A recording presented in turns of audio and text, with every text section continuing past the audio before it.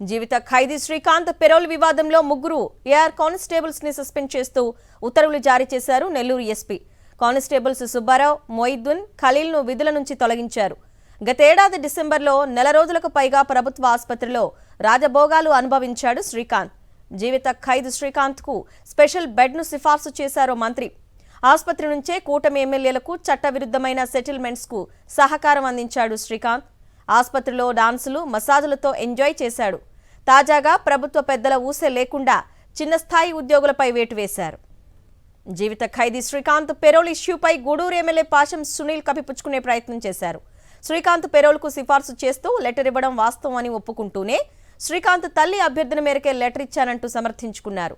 అసలు అరుణ్ ఎవరో తనకు తెలియదన్నారు ఎమ్మెల్యే పాశం సునీల్.